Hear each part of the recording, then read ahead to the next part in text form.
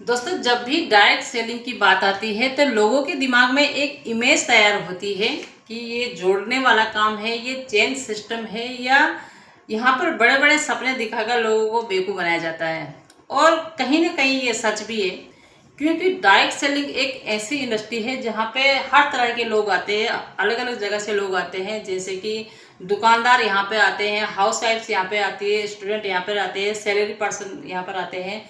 और ये सभी लोग अपने अपने तरीके से इस बिजनेस को करते हैं। कोई 2 महीना करता है, कोई 4 महीना करता है, कोई 6 महीना करता है, बिना किसी ट्रेनिंग के, बिना सीखे ये अपने तरीके से इस बिजनेस को करते हैं।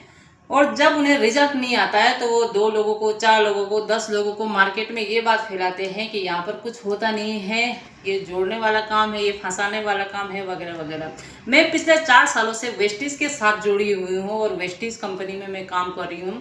और यहाँ पर मैंने बहुत सारी डायरेक्ट सेलिंग की बुक्स पढ़ी है, बहुत सारी ट्रेनिंग्स ली है। इसलिए मैंने इतना इस इंडस्ट्री पे फोकस किया है, क्योंकि मैं चाहती हूँ कि मैं लोगों को सही नॉलेज दूँ इस इंडस्ट्री का, क्योंकि ये इंडस्ट्री बहुत खूबसूरत है। डायरेक्ट सेलिंग बिजनेस दुनिया का सबसे शानदार बिजनेस है, जो बहुत आसान तरीके से हम लोग बिल्ड कर सकते हैं।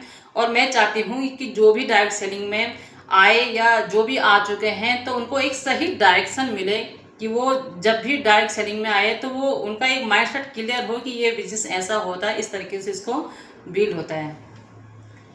तो दोस्तों, सबसे पहले हम लोग जानते हैं कि व्हाट इज बिजनेस, कि बिजनेस क्या है। चाहे आप कहीं से भी आए हो, आप हाउस वाइफ, स्टूडेंट हो, आप सैलरी पर्सन हो, आप दुकानदार हो, सबसे पहले आपको ये जानना बहुत जरूरी है कि बिजनेस होता क्या है। मैं यहाँ पर एग्जांपल देती हूँ, traditional business versus direct selling business. अब इन दोनों बिजनेस में, ये दोनों भी बिजनेस है, डायरेक्ट सेलिंग भी बिजनेस है और जो हम ट्रेडिशनल मार्केट में बिजनेस करते हैं वो भी बिजनेस है। अब जो ट्रेडिशनल मार्केट का बिजनेस होता है, तो अगर हमको किसी राशन की दुकान खोलनी है, या सब्जी की दुकान खोलनी है, या हमको मेडिकल खोलना है, कुछ भी खोलना है, तो सबसे पहले हमको वहां पर क्या देना है, डिपॉजिट देना है। यानी कि अगर मैं एक राशन की दुकान खोलती हूँ, ग्रोसरी की दुकान खोलती हूँ, तो कम से कम मुझे 50,000 से लेकर 1 लाख रुपए तक डिपॉजिट देना पड़ेगा।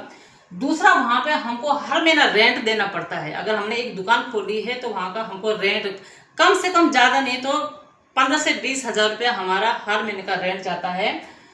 वहां पर हमको 12 घंटा तो कम से कम अपने बिजनेस को देना पड़ेगा। 12 घंटे तक हमको अपनी दुकान में बैठना पड़ेगा, हमको वहां पे लोगों को, कस्टमर को वेट करना पड़ेगा, लोगों को अपने प्रोडक्ट बेचने पड़ेंगे।